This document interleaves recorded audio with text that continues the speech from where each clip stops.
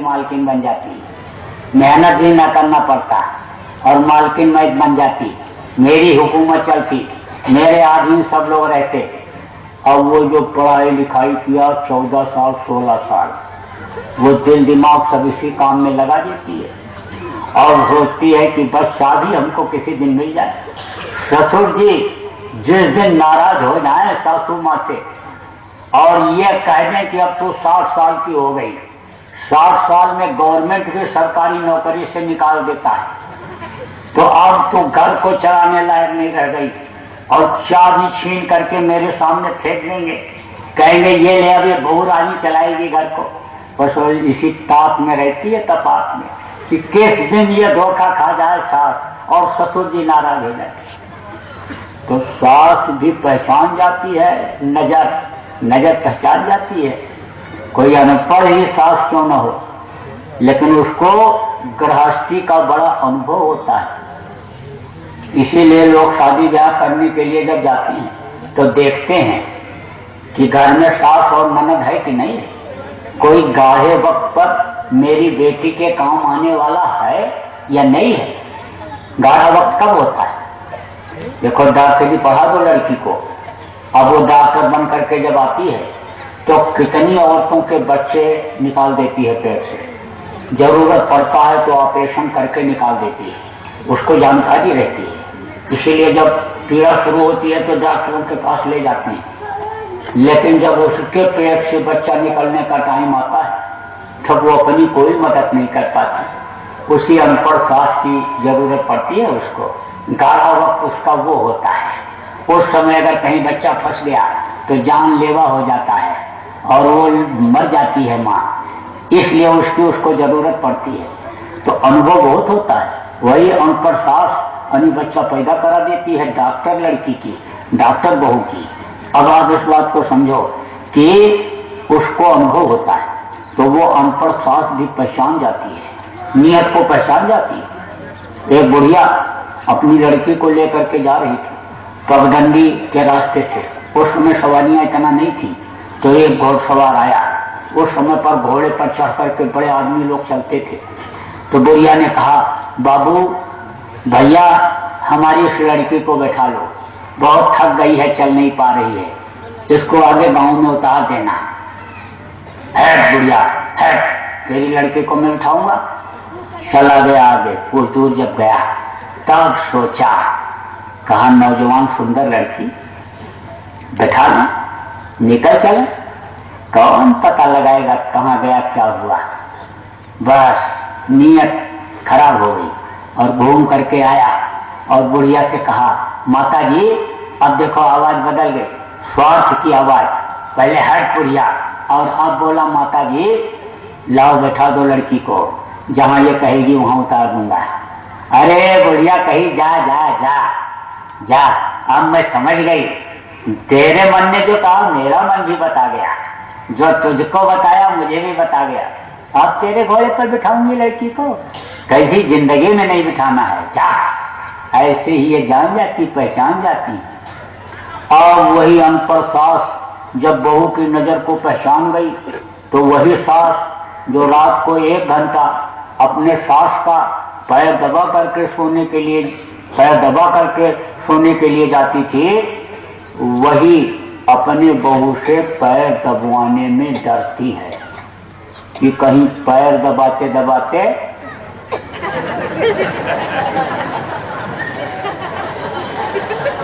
गला न दबाते, क्योंकि लालच हो रही ना, चाबी की, तिजोरी की चाबी की लालच है। तो देखो न राजा को शांति और न रैयत को शांति और न पूंजीपति को ही नींद आ रही है। हर्ष की नदी हर तरफ बह रही है, कहीं शांति खोजे नहीं मिल रही है। तो ये दुखों का संसार है। जो इस संसार से एक बार गुरु की दया से निकल गए, अपने घर, अपने वतन, अपने मालिक के पास पहुंच गए, फिर वो इधर आने वाले नहीं हैं। गुरु महाराज ने मदद किया, कहा था मंच से कि तुम साधना करो और अगर तुमको अंतर में कोई दिक्कत आएगी तो मैं तुम्हारी मदद करूंगा। मदद करते हैं। कबीर साहब रानी इंदुमती को जब दीक्षा दिया, नामदान दिया और रानी इंदुमती भजन की और जब सचखंड में पहुंची ऊपर, देखा कबीर साहब वहां बैठे हुए। तब बोली, या आप हमको अगर मृत्युलोक में बता दिए होते कि मैं ही सब कुछ हूं, तो मुझको इतनी मेहनत क्यों करनी पड़ती। तब उन्होंने कहा है कि तुझको विश्वास न होता।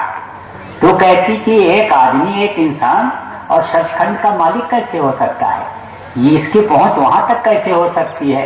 एक कपड़ा बुनने वाला जुलाहा और वहां कैसे पहुंच सकता है। इसलिए तुझको मैंने नाम दान दिया, रास्ता बताया और रास्ते पर चलाया, तुम्हारी मदद किया और फिर ला करके यहाँ ये जलवा दिखा दिया।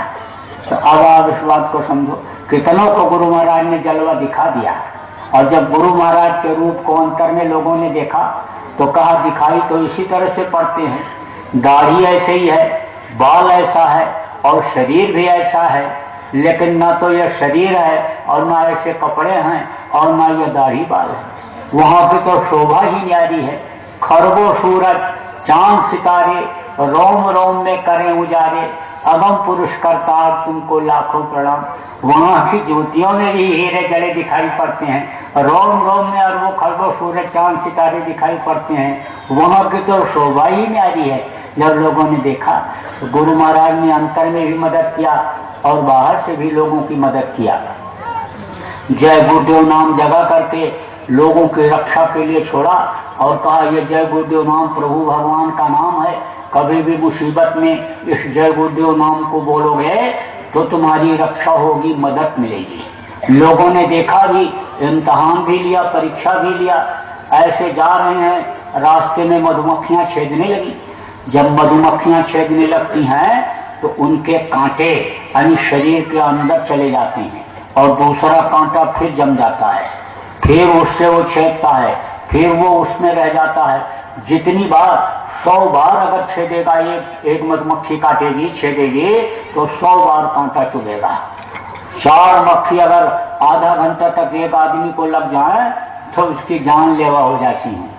इसीलिए यानी लोग मधुमक्खियों छेदने वाले के नजदीक से भागते हैं, क्योंकि उनमें एक बुराई और होती है, जो छुड़ाने जाता है उसी को लग जाती है, उसी को छेदने लगती हैं। तो अपने बेटे को छोड़ करके मां भाग जाती है मधुमक्खियां जब छेदने लगती। और जब मधुमक्खियां छेदने लगी और चिल्लाया, गुहार किया, भगा, तो लोग दौड़े, अरे भाई क्या बात हो गई, कौन चिल्ला रहा है, मदद करना चाहिए, यानी जो असहाय है चिल्ला रहा है उसकी मदद करो, यह मानव धर्म है। लेकिन नजदीक में जब आए देखे कि मधुमक्खी लगी हुई हैं तो वो भी छोड़ करके भाग गए। अब बोला क्या करें, गुहार करने पर भी कोई नहीं बचा रहा है। तो जब प्रचारक लोग आए थे बाबा जय गुरुदेव जी महाराज के, तो उन्होंने कहा था कि मुसीबत में जय गुरुदेव नाम बोलना तो तुम्हारी रक्षा हो जाएगी। तो अब जय गुरुदेव बोलो, जय गुरुदेव जय गुरुदेव जय गुरुदेव जब बोला तो बस हवा चली और ऐसे घूमी और धूल उड़ी और वो धूल मधुमक्खियों के आंखों में पड़ी, मधुमक्खियां छोड़ करके चली। धूल से और धुएं से मधुमक्खी छोड़ करके चली जाती। देखो बच्चों, समझ लो इस बात को, अगर तुम कहीं किधर से जा रहे हो और मधुमक्खियां कहीं उड़ती हुई जा रही हैं और मान लो आपको लग गई, वैसे तो ये नहीं छेड़ती। जब स्वयं उड़ करके एक जगह से दूसरी जगह जाती हैं तब ये नहीं छेड़ती, काटती। इनको अगर मारोगे, छेड़ोगे नहीं तो ये नहीं काटेंगे।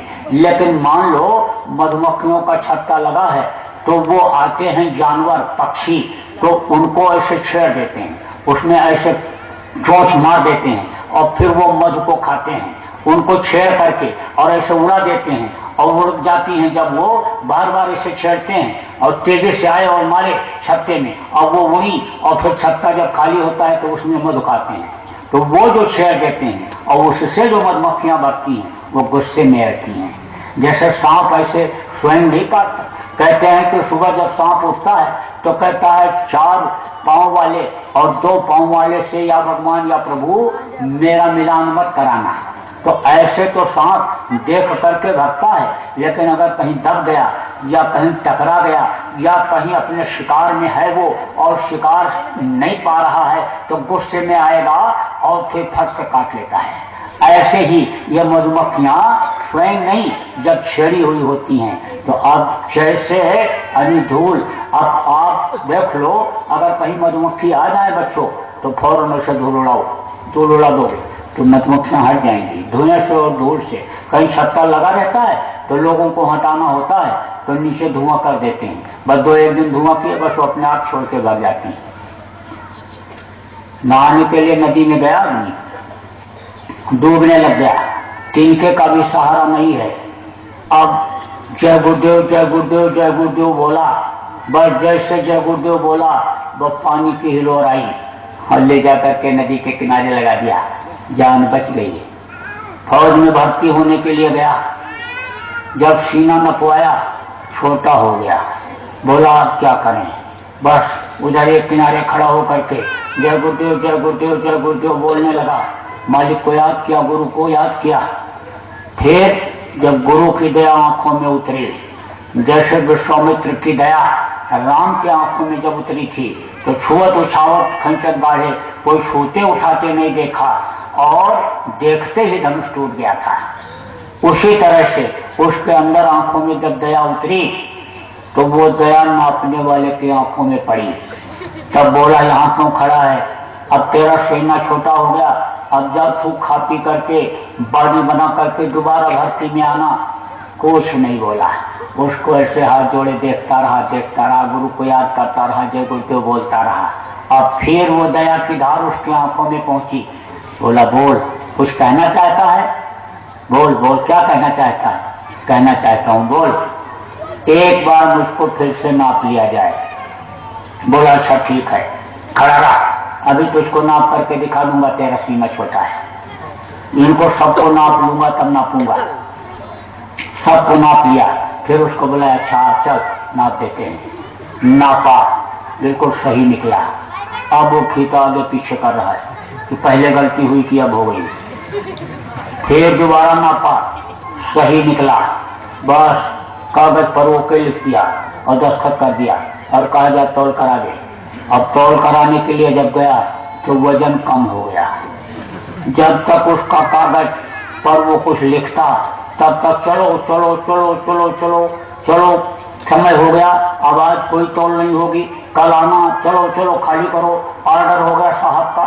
तो मिलिट्री में तो ऑर्डर ही ऑर्डर होता है, जो जैसे हुक्म, अगर सामान छोड़ देने को हुक्म हो गया छोड़ दो, जो करने को हुआ चल पड़ो तो चल पड़ो।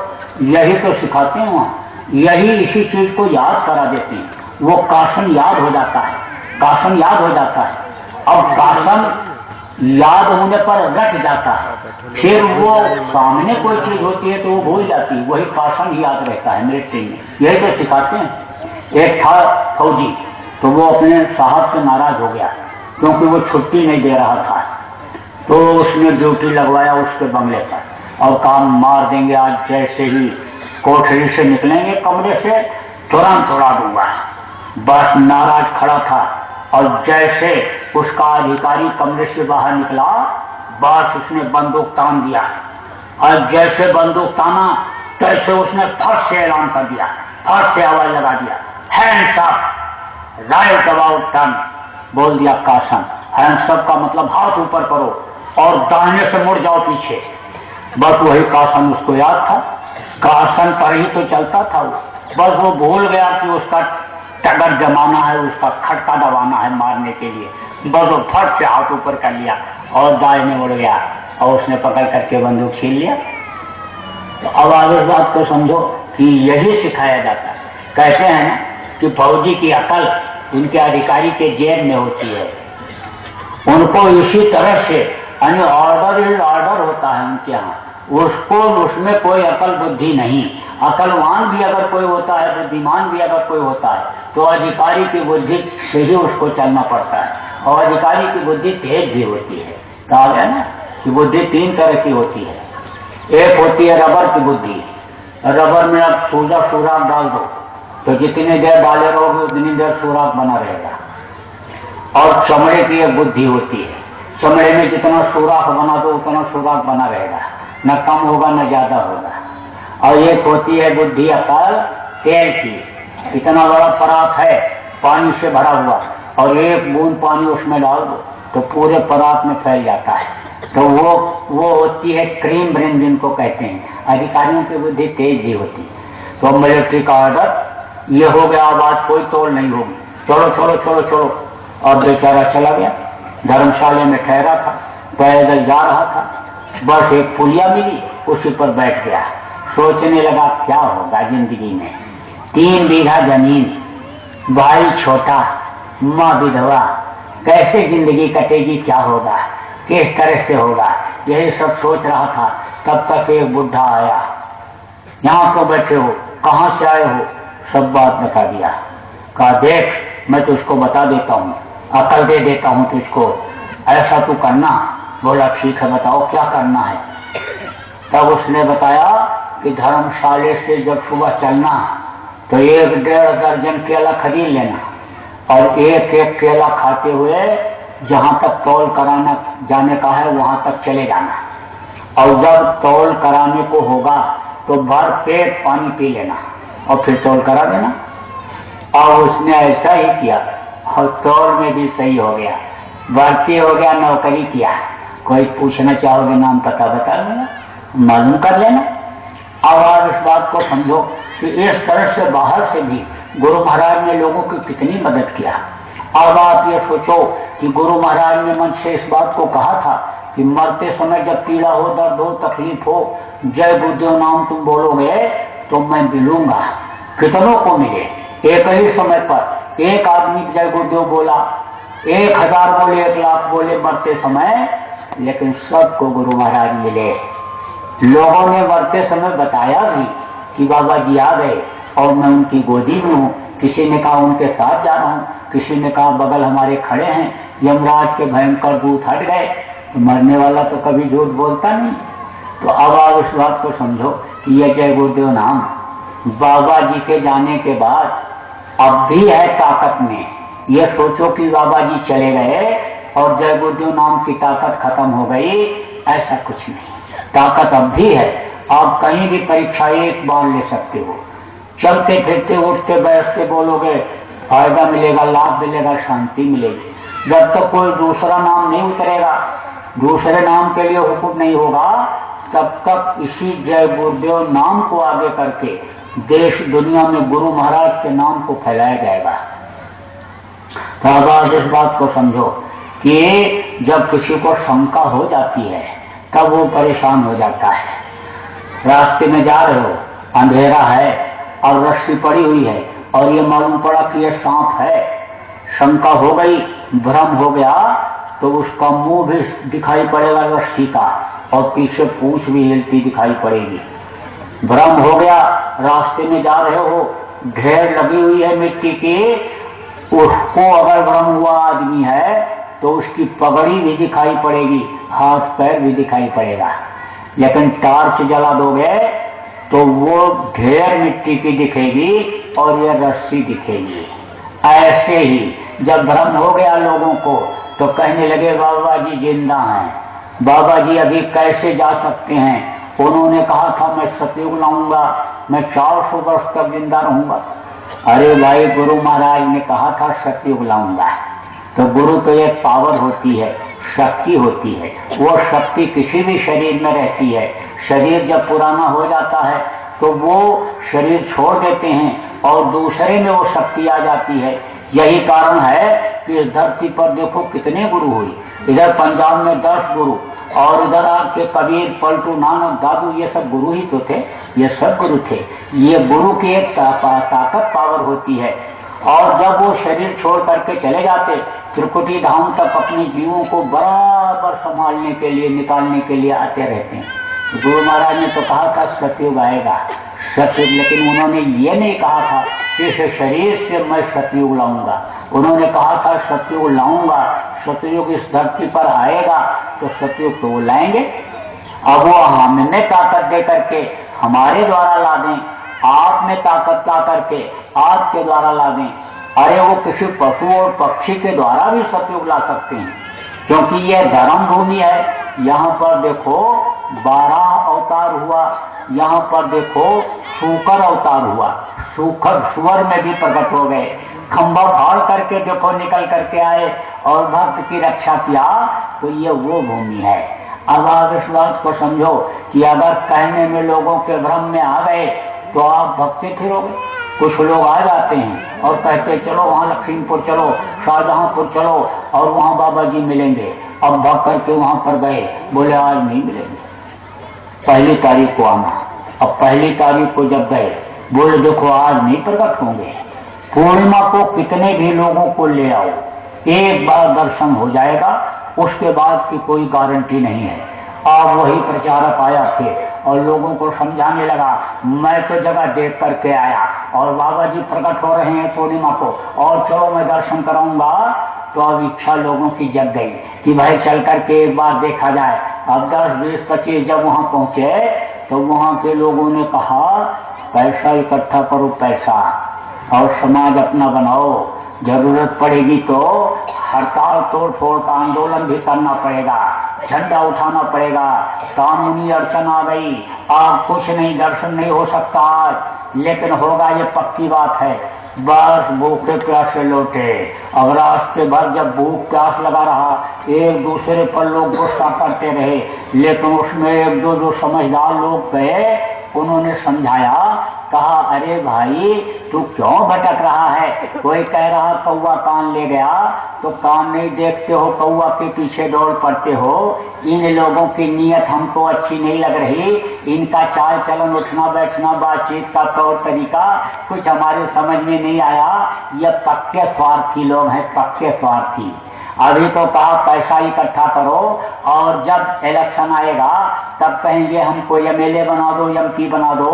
जब हम लोकसभा विधानसभा में पहुंचेंगे और वहां आवाज लगाएंगे तब बाबा जी प्रकट होंगे, तब बाबा जी निकल सकते हैं। अरे तू पागल, जब गुरु महाराज ने रास्ता दे दिया कि घर में ही बैठ करके ध्यान लगाओ और घर में ही दर्शन करो, तो तू ऐसा क्यों नहीं करता है?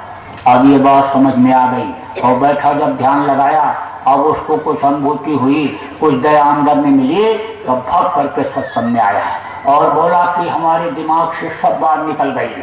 मिला, मेरे से ही मिला उधर झारखंड में, और कहा कुछ नहीं रह गया, बड़े भ्रम में था, भूल में था, सब निकल गया। ऐसे नोचे अपना सिर और रोए।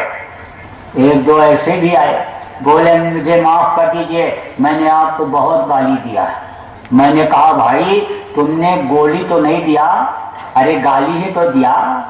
अरे गाली तो मेरे लगी नहीं रही कहीं, तो कोई बात नहीं, सुबह का भूला और शाम को घर अगर वापस आ जाए तो भूला नहीं कहलाता है। चल तेरे समझ में आ गया, कोई बात नहीं है। लेकिन कुछ हैं स्वार्थी। स्वार्थी किसको कहते हैं?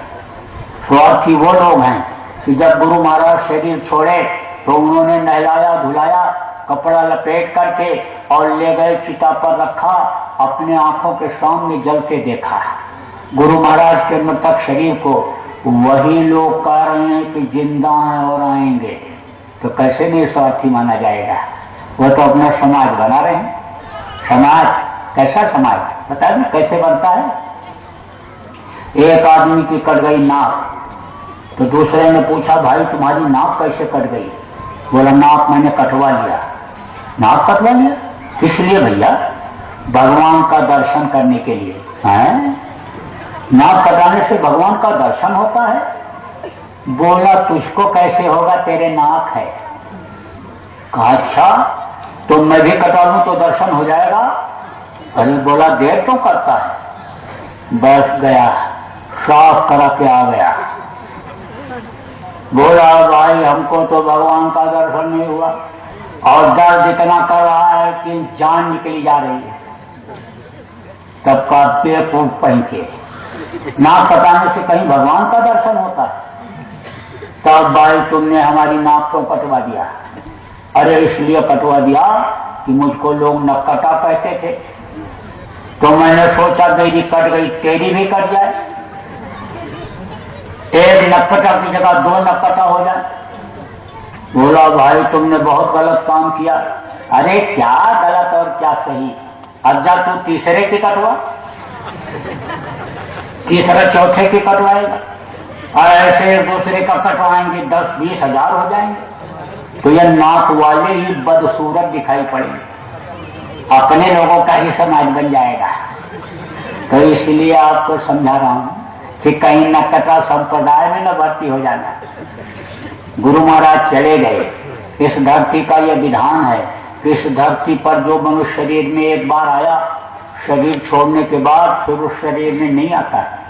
लेकिन ये आपको बता दूं कि गुरु महाराज की दया आप लोगों के साथ में है, बराबर दया, और बल्कि पहले से 20 गुना ज्यादा दया है। और यह है कि जब आप उनके वचन को याद करोगे, ध्यान भजन 1 घंटा सुबह शाम करोगे, तब अंतर में आपको दया मिलेगी। और जो कर रहे हैं उनको मिल रही है। मैंने दौड़ धूप करके मेहनत करके जब लोगों को समझाया बताया और लोग लगे, तब लोगों ने बताया कि पहले से ज्यादा दया मिल रही है। तो पहले से दया ज्यादा मिलेगी आपको। और यह जो पुराने नामदानी हो, आप लोग मत सोच लेना मेरे लिए कि ये मेरे गुरु बन गए। मैं आपका गुरु तो कभी बन ही नहीं सकता। आपके गुरु तो यही रहेंगे, ये जिनकी फोटो लगी हुई है यही गुरु महाराज। इसलिए इनको हृदय में बसाना, इनको मस्तक पर सवार रख करके चलना, यही आपकी आत्मा की संभाल करेंगे। बाहर की संभाल की बात जो गुरु महाराज ने कहा था कि पुरानों की संभाल और करेंगे और नयों को नामदान देंगे, तो वो काम तो मैं आपका करूंगा, करता रहूंगा। जब गुरु महाराज मौजूद थे तो उस समय भी मेरे से मुंडन आपके बच्चों का करवाते थे, नाम रखवाते थे, कोई बीमार आ जाए दवा बतलाते थे, ऐनी कोई शादी ब्याह के लिए आवे शादी ब्याह बोले कर देना, जनेऊ पहना देना, किसी की कोई समस्या है वो सुन लेना। तो वो काम तो सब मैं आपका करता रहूंगा। लेकिन सोचो कि हमारे आत्मा की संभाल करेंगे तो आत्मा की संभाल गुरु महाराज ही करेंगे, क्योंकि यही मेरे भी गुरु हैं और यही आपके भी गुरु हैं। अब रही बात ये कि नए लोगों को नामदान देने की, तो नए लोगों को नामदान तो दिया जाएगा। पहले बिल्कुल इच्छा नहीं थी, बिल्कुल इच्छा नहीं, क्योंकि बोझा बहुत आता है। लेकिन गुरु महाराज की मौज अभी इसी पिछले गुरु पूर्णिमा में हो गई। बोले नामदान दे दोगे, ये भजन करने लगेंगे और इनका शरीर भी छूट जाएगा तो इनको मनुष्य शरीर मिल जाएगा। और देना तुम्ही को है, और अभी अगर नहीं दोगे तो अगली गुरु पूर्णिमा से शुरू होगा, 1 साल तो जाएगा, समय निकल जाएगा। जब गुरु महाराज की ऐसी मौज हो गई कि टाट उतार दो और यह पहनने के लिए इस तरह का सफेद, जब बोल दिया मौज हो गई तो वो उतार दिया और इसको पहन करके और फिर नामदान देना शुरू कर दिया।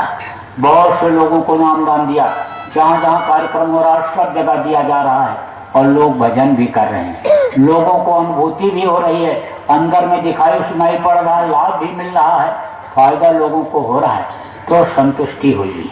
अब आप जो नए लोग आए हो, आपको नामदान दिया जाएगा, लेकिन आप ये सोचो कि मुझको ये चेला बना करके और फिर मुझसे अभी कुछ मांगेंगे। आपसे कुछ नहीं मांगना है और न आपको चेला बनाना है। आपको तो इसी मनुष्य शरीर में भगवान के दर्शन करने का मुझे रास्ता बताना है, देवी देवताओं का दर्शन करने, स्वर्ग वैकुंठ का आनंद लेने, सूर्य चंद्र लोकों में, पितृ पितामह लोकों में जाने का मुझे आपको रास्ता बताना है। और मांगना आपसे कुछ नहीं है, क्योंकि जिससे आप मांगते रहते हो जरूरत पड़ेगी तो हम भी उसी से मांग लेंगे। और अब तो हमको कुछ मांगने की भी जरूरत नहीं पड़ती है। आज हमको जिस चीज की कल जिस चीज की हमको जरूरत है वो चीज हमारे लिए आज ही हाजिर हो जाती है और एक की जगह कई आ जाती हैं। दूसरे को बांटते बांटते थक जाता हूँ, तो मुझे मांगने की क्या जरूरत है? आपसे क्या जरूरत है मांगने की? अरे ममता से कोई मांगता है? यहाँ तो दुनिया में सब मांग ही रहे हैं। जिसके पास लाख है कहता करोड़ हो जाए, करोड़ है जिसके पास कहता अरब खरब हो जाए, और अरब खरब जिसके पास है कहता कुबेर भगवान का खजाना हम ही को मिल जाए। धरणी जहां लो देखिए, जहां तक धरती इन दोनों आंखों से दिखाई पड़ती है, धरणी जहां लो देखिए, तहां लो सब भिखार और दाता केवल सदगुरु। देखने माने है, जगह देने लगते हैं तो देने में हार नहीं मानते हैं। तो मांगूंगा तो इनसे मांगूंगा, आपसे भैया क्या मांगूंगा? ममता से कोई कुछ मांगता है? लेकिन आपकी ये इच्छा हो रही कि हमको ऐसा नाम देने जा रहे हैं कि जिसके लिए गोस्वामी जी ने कहा कि कलयुग केवल नाम आधारा और सुमिर सुमिर नर उतर नहीं पारा, नाम लियत बहु सिंधु सुखाही, सुजन विचार करो मन माही, नाम लेते ही बहुत सागर सूख जाए। ऐसा नाम जब दे रहे हैं जिसके लिए अन्य गोस्वामी जी महाराज ने कह दिया कि नाम न सकहि नाम गुण गाई, राम जिनको लोग भगवान कहते हैं वो भी नाम की महिमा का वर्णन नहीं कर सकते, तो वो नाम जब दे रहे हैं तो मुझको कुछ देना चाहिए। तो आप छोड़ दो अपनी बुराई, छोड़ दो, यानी देने कहते ना झोले में छोड़ दो, यहाँ पर ये छोड़ दो, दे दो हमारी झोली में छोड़ दो, लाओ। तो वही जाल डाल दो बुराई। जो अभी तक आपने मांस खाया, मछली खाया, अंडा खाया, शराब पिया, दूसरे की बहन बहू बेटी को बर्बाद किया, अब वो काम मत करना, बुराई को आप छोड़ दो और आज ही कान पकड़ लो, तौबा कर लो, उस मालिक से प्रार्थना करो कि मेरी गलतियों को आप माफ करो, अब मैं गलती नहीं करूंगा, लेकिन मैंने जान में और अनजान में जो भी बुरा कर्म किया उसके लिए आप माफी दे दो। तो माफी मांग लो उस मालिक से, माफी मांग लो, लेकिन आप मत करना, बुरा कर्म मत करना। देखो मांस मनुष्य का भोजन नहीं है, और मांस जब से लोग खाने लगे तब से देखो बीमारियां बहुत बढ़ गई, क्योंकि खून बेमेल हो जाता है। डॉक्टर जब खून टेस्ट कराता है, डॉक्टर जब खून टेस्ट कराता है तो देखता है कि इसमें जानवरों के अंश मिल रहे हैं खून में, तब कहता है जानवरों के लिए जो दवा बनाई गई है वो अगर खिला दूं तो मर जाएगा, और आदमी की दवा तो फायदा नहीं कर रही। लेकिन नर्सिंग होम चलाना है, 10-10 करोड़ रुपए का लागत का बनाते हैं, तो दवा खिलाते रहते हैं, एक मर्ज ठीक होता है और दूसरा फिर पैदा हो जाता है उसी दवा से, ऐसा हो जाता है। अब आप इस बात को समझो कि मांस मनुष्य का भोजन नहीं, बुद्धि खराब हो जाती है। रावण देखो, उत्तम कुल पुलस्त का नाती और शुभरंश पूजो वो भांति, उत्तम कुल पुलस्त ऋषि का नाती था, सोने की लंका थी, 4 वेद, 6 शास्त्र, 18 पुराण का जानकार था, लेकिन उसको राक्षस कहा गया और उसका सर्वनाश हो गया। क्यों? क्योंकि मांस खाता था, शराब पीता था और दूसरे की माँ बहन बहू को गलत नजर देखता था, इसलिए उसकी बुद्धि भ्रष्ट हो गई थी। तो मांस मनुष्य का भोजन नहीं है। मांसाहारी मानवा प्रत्यक्ष राक्षस इनका संगत जो करे पड़े भजन में भंग। कहा मांसाहारी का साथ कर लो तो भजन में बाधा आ जाती है। मछली क्या है? तालाब की सफाई के लिए कुदरत ने बनाया। आप टट्टी करने के बाद धोने के लिए जाओ तालाब में, टुकड़ा गिरेगा, मछली खा जाएगी। कोई टीबी का मरीज है, खखार के जब थूकता है तो अंदर से टीबी के कीड़े उसी थूक में से निकलते हैं, और थूका, तालाब में थूका, नदी में थूका और मछली आके खा जाती। कोई गाय बह के आ गई, सुअर गिर गया तालाब में मर गया, कोई सांप गोजर बिच्छू आ गया, सब खा जाती मछली। मछली का काम तो सफाई करना होता। कुआं लोग बनवाते हैं तो मछली लाके डाल देते हैं कि मछली रहेगी तो पानी साफ रहेगा। और जो हिंदू मछली खाया, मुसलमान मछली खाया, सिख ईसाई मछली खाया, और कोई ये कह दे कि हम किसी जानवर का मांस नहीं खाए, तो कैसे कह सकता है?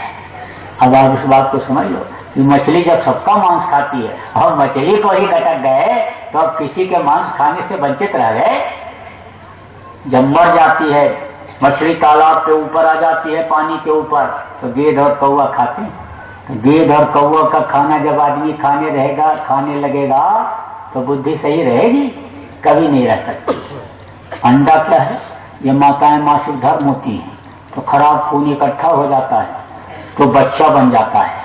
मुर्गियों का खराब खून जब इकट्ठा होता है और टट्टी पेशाब का उसके खराब हिस्सा जब इकट्ठा होता है तो वो अंडा बन जाता है। अब किसी से कहो कि मुर्गी का खराब खून पियोगे, टट्टी पेशाब खाओगे, गाली बकेगा, गाली, लेकिन है वही चीज, उसी का अंडा बन जाता है।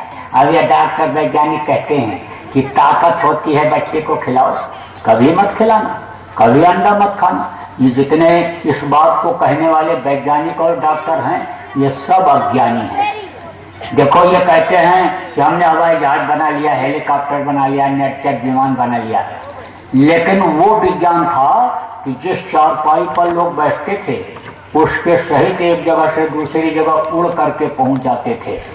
आप इस बात को समझो कि हनुमान को अगर नहीं देखा हो, किसी ने नहीं देखा, लेकिन सुना आपने, अगर रामायण देखा, रामलीला कहीं देखा होगा और रामायण देखा होगा टीवी में या कथा सुने होगे तो आपको ये मालूम होगा कि हनुमान जी गए थे संजीवनी बूटी लाने के लिए, तो पहाड़ उठा करके ले आए थे, उड़ करके गए थे, उड़ करके।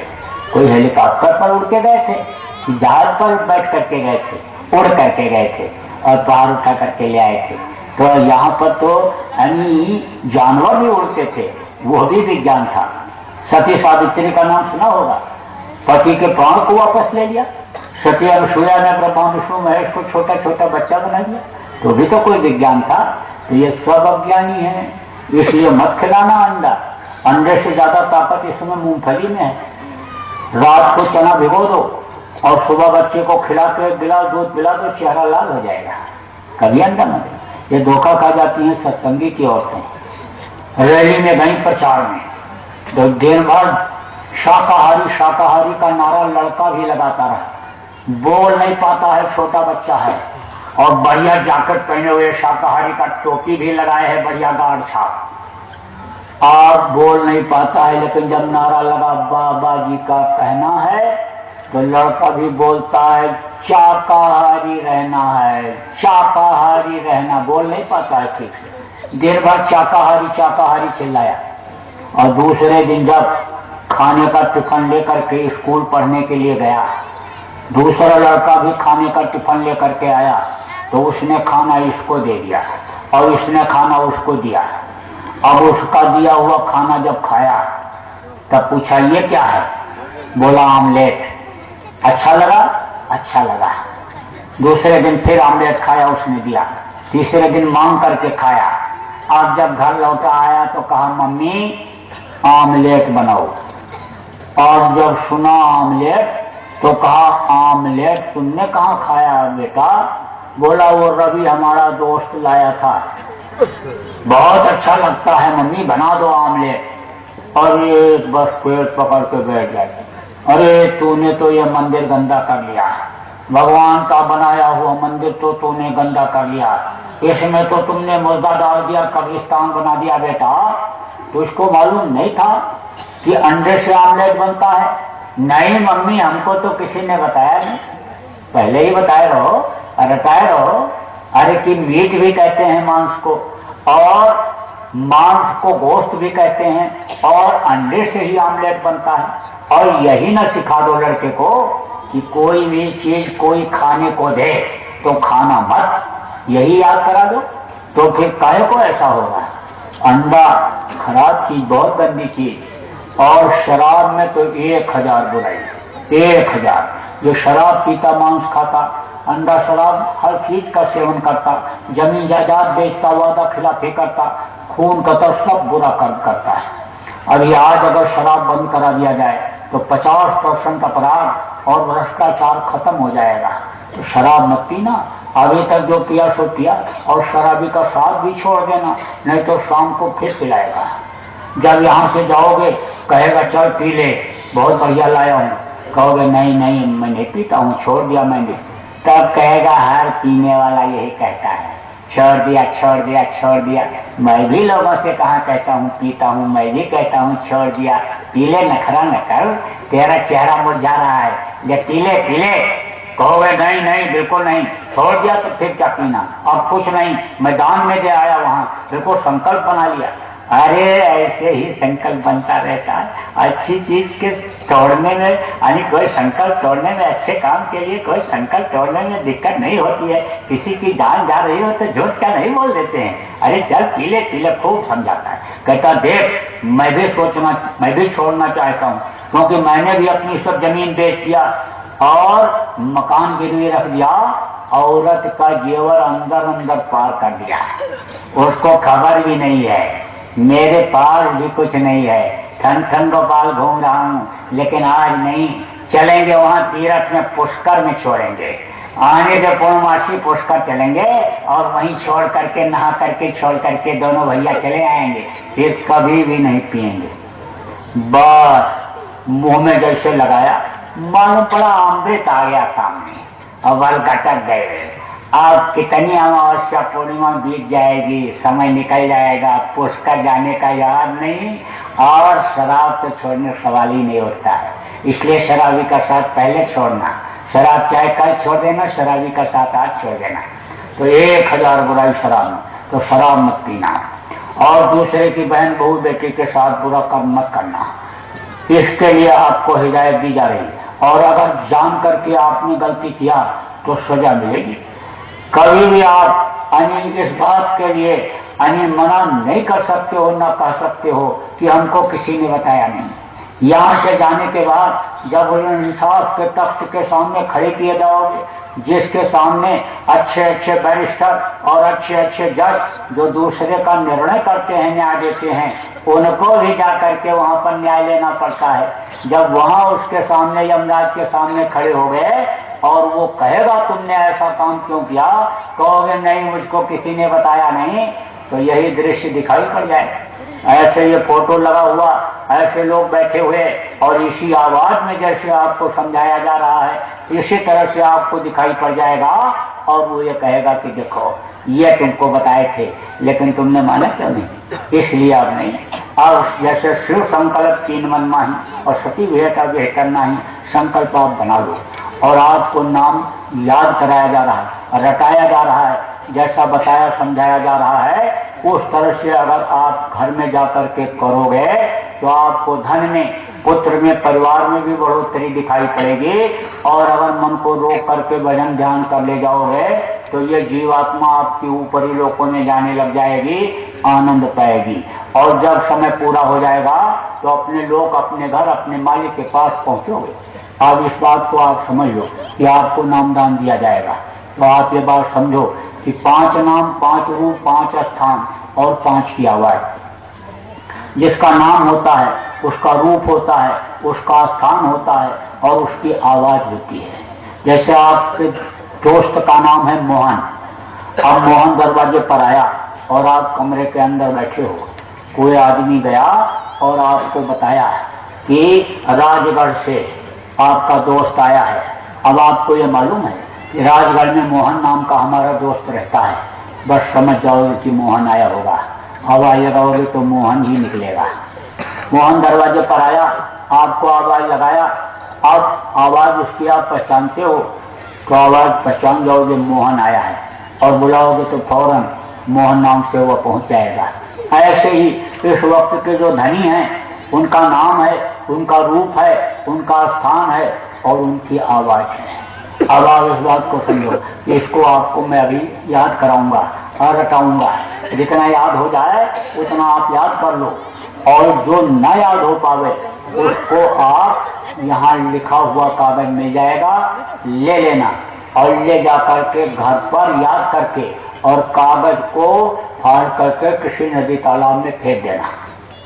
आपको किसी को बताना नहीं है, अगर बता दोगे तो उसका कोई फायदा नहीं होगा और आपका होगा नुकसान। क्यों?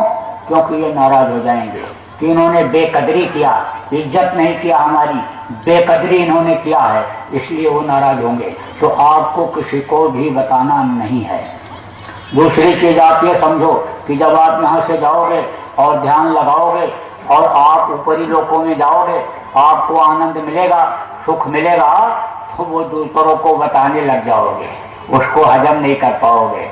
तो जिस दिन आप बता दोगे उसी दिन वो चीज खत्म हो जाएगी, फिर जल्दी मिलेगी नहीं, तो वो चीज स्वप्नवत हो जाएगी। जैसे कोई राजा सपने में बन गया, अच्छा खा रहा है, फूलों की सेज पर सो रहा है, उसके नौकर चाकर लगे हुए हैं, लेकिन नींद जब खुली तो कहता अरे ये तो फिर उसी फूस की झोपड़ी में आ गए, वही गुदड़ी जिस पर सोए हुए थे वहीं पहुंच गए। अब वो सुख को सोचता ही रहता है, नींद नहीं आती है, दिन में भी वही याद आता रहता है और कहता है एक बार फिर वहां पहुंच जाते, तो ऐसे स्वप्नवत हो जाएगा। तो बताना मत किसी को। अब 3 चीज और समझो, सुमिरन, ध्यान और भजन। सुमिरन किसको कहते हैं? माला जपने को सुमिरन कहते हैं।